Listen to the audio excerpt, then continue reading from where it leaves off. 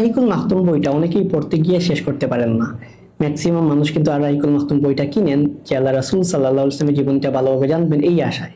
কিন্তু বইটা পড়তে গিয়ে কেন তারা পড়তে পারেন না সেটা নিয়ে আমরা যখন একটু গবেষণা করি তখন দেখতে পাই প্রত্যেকেই কিন্তু বইটার প্রথম অধ্যায়টা পড়তে পারেন না, এবং প্রথম অধ্যায়টা তাদের কাছে এতটাই কঠিন মনে হয় তখন তাদের মনে হয় সিরাতটা আসলে এত ইন্টারেস্টিং না, সিরাতটা আসলে পড়া যাবে না, এবং মাঝপথে এসে তারা পড়াটা বন্ধ করে দেন। তো যারা আর রাহিকুল মাখতুম পড়ছেন আলহামদুলিল্লাহ তাদের ধৈর্যটা প্রশংসা করতে হয়।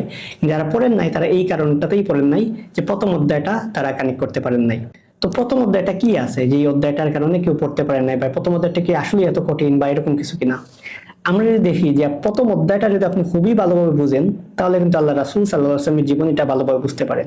তো সেটা কিভাবে বুঝবেন, আমরা যদি একটা এক্সাম্পল দেই যে কুসাই ইবনে কিলাব। কুসাই ইবনে কিলাবকে বলা যায় কুরাইশদের জাতির জন্য, যদিও কুসাই ইবনে কিলাবের আগেও কিন্তু কুরাইশরা ছিল। কুসাই ইবনে কিলাব কি করে, তিনি মূলত কুরাইশদেরকে একত্রিত করেন এবং বনু খুজা থেকে যে পাওয়ারটা সেই পাওয়ারটা নিয়ে উনি মক্কার শাসক হন। অর্থাৎ এর আগ পর্যন্ত কিন্তু মক্কা শাসন করতো বনু খুজা গোত্র। পরবর্তীতে কুসাই ইবনে কিলাব তিনি মক্কা শাসন শুরু করেন, তার শ্বশুর বাড়ির যে ট্রাইবটা ছিল বনু খুজা সেটা থেকে পাওয়ার নেওয়ার পর, এইটা থেকে নেওয়ার পর কুসাই ইবনে কিলাব 5টা মন্ত্রণালয় তৈরি করেন। আমাদের সময় কনটেক্সটে যদি বলি এটা 5টা মন্ত্রণালয়ের মতো, 5টা মিনিস্ট্রির মতো। একটা হলো দারুন নাদওয়া। দারুন নাদওয়া মূলত ওই সময়ের সংসদ ভবনের মতো, যেখানে বসে সব ডিসিশন গুলো নেওয়া হতো।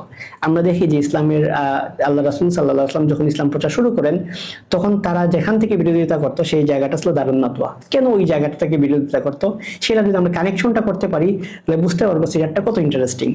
সেকেন্ড হলো যুদ্ধের পতাকা, অর্থাৎ কারা যুদ্ধের পতাকা রাখবে সেটার জন্য তিনি আলাদা একটা মিনিস্ট্রি করেন, আলাদা একটা ডিপার্টমেন্ট খুলেন। 3 নম্বর কাবার চাবি, কোন গোত্র কাবার চাবি রাখবে বা কাদের হাতে কাবার চাবি থাকবে সেটার জন্য কিন্তু আলাদা মিনিস্ট্রি ছিল। হাজিদের পানি পান করানো এবং হাজিদের খাবার খাওয়ানো, এই ছিল মূলত 5টা মিনিস্ট্রি, যেটার মাধ্যমে কুসাই ইবনে কিলাব পুরো মক্কার শাসন ক্ষমতাকে উনি 5 ভাগে ভাগ করেন। এবং 5টা ভাগে ভাগ করার পর তিনি যখন ইন্তেকাল করেন তার 4 জন ছেলে ছিল। একজন ছেলের নাম আবদেদার, একজন আব্দে মানাফ, একজন আব্দে শামস, আর একজনের নাম আব্দ। এই 4 ছেলের মধ্যে তিনি কিন্তু তার বড় ছেলেকে এই সব কিছুর দায়িত্ব দিয়ে যান। তার আবিষ্কৃত যে 5টা মন্ত্রণালয়, তার যে ম্যানেজারিয়াল স্কিল, সেখান থেকে যে 5টা মন্ত্রণালয় তৈরি করেন, 5টা ডিপার্টমেন্ট তৈরি করেন, সেইগুলোর দায়িত্বভার শুধুমাত্র তার বড় ছেলেকে দিয়ে যান। কিন্তু ওই সময় যোগ্য ছিলেন তার আব্দে মানাফ যে ছেলে ছিলেন সেই ছেলে। তো যখন উনি আব্দে মানাফ তিনি কি করলেন, তিনি চিন্তা করলেন যে আমাকে তো কিছুই দিয়ে যান নাই আমার বাবা। তিনি কিন্তু অন্য সবাইকে নিয়ে একটা ঐক্য করলেন যে আমাদের একটা দাবি আছে, আমরা এই 5টা মন্ত্রণালয় একজন একা চালাবে এরকম হবে না, আমাদেরও কিছু দাবি আছে। পরবর্তীতে তিনি যাদেরকে নিয়ে একটা গোত্র করেন, যাদেরকে নিয়ে ঐক্য করেন, সেই ঐক্যটাকে নাম বলা হয় মুতাইয়িবিন।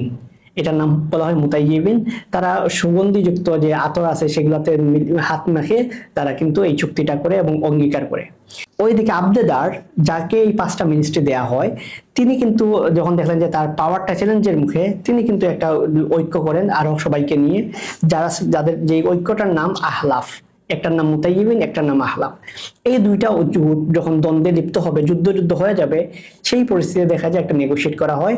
এবং এই যে 5টা মন্ত্রণালয়ের মধ্যে 3টা মন্ত্রণালয় পায় আবদেদার, অর্থাৎ কুসাই ইবনে কিলাবের বড় ছেলে, আর 2টা মন্ত্রণালয় পায় আব্দে মানাফ। 3টা মন্ত্রণালয় ছিল যারা পায় তারা হলো দারুন নাদওয়া, যুদ্ধের পতাকা এবং কাবার চাবি, অর্থাৎ পাওয়ারফুল যে জিনিসগুলা সেইগুলা পায় মূলত আবদেদার। আর আব্দে মানাফ পায় মূলত হাজিদের পানি পান করানো, হাজিদের খাবার খাওয়ানো, এই 2টা মন্ত্রণালয় পায়। আল্লাহ রাসূল সাল্লাল্লাহু আলাইহি ওয়াসাল্লাম জন্মগ্রহণ করেন কিন্তু আব্দে মানাফ যে গোত্রটা, এই গোত্রের সিলসিলা থেকেই কিন্তু আল্লাহ রাসূল সাল্লাল্লাহু আলাইহি ওয়াসাল্লাম জন্মগ্রহণ করেন। আমরা যদি এখান থেকে দেখি, আব্দে মানাফের ছেলে ছিলেন হাশিম, হাশিমের ছেলে ছিলেন আব্দুল মুত্তালিব, আব্দুল মুত্তালিবের ছেলে আব্দুল্লাহ, আব্দুল্লাহর ছেলে ছিলেন আল্লাহ রাসূল সাল্লাল্লাহু আলাইহি ওয়াসাল্লাম। তার মানে এই গোত্র থেকেই কিন্তু আল্লাহ রাসূল সাল্লাল্লাহু আলাইহি ওয়াসাল্লাম জন্মগ্রহণ করেন। তখন তার গোত্র, অর্থাৎ তার যে জোটটা আছে সেই জোটটা 2টা দায়িত্ব পায়, একটা হলো হাজিদের পানি পান করানো, আর একটা হাজিদের খাবার খাওয়ানো। কিন্তু পাওয়ারফুল যেগুলা সেগুলো কিন্তু পায় দারুন নাদওয়া থেকে শুরু করে বাকিগুলো অন্য ট্রাইব আবদেদার। এবং পরবর্তীতে আমরা যদি দেখি যে আবু জাহেল থেকে শুরু করে যারা যারা ইসলাম গ্রহণ করে নাই, তারা কিন্তু ছিল ওই যে আহলাফ ট্রাইবের, তাদের অন্তর্ভুক্ত। এই তারা যে পাওয়ারফুল ট্রাইবে ছিল, ওই জায়গা থেকে কিন্তু মূল দ্বন্দ্বটা, পুরো সময়ের যে সিরাতের দ্বন্দ্বটা, এটা কিন্তু আমরা এভাবেও ব্যাখ্যা করতে পারি যে যারা মানে পাওয়ারফুল ছিল এবং পাওয়ারলেস বা সার্ভিস ওরিয়েন্টেড ছিল তাদের সাথে এই দ্বন্দ্ব। তো এইভাবে যদি আপনি সিরাত পড়েন, এই যে গোত্রগুলোর সাথে কানেকশন গুলো যদি পড়েন, তাহলে সিরাত পড়াটা অনেক ইন্টারেস্টিং মনে হবে। এবং এইসব পড়ার পর যখন আপনি আর রাহিকুল মাখতুম পড়তে যাবেন তখন কিন্তু মনে হবে যে আর রাহিকুল মাখতুম কত ইন্টারেস্টিং একটা বই, এটা পড়ে তখন আপনি এনজয় করবেন।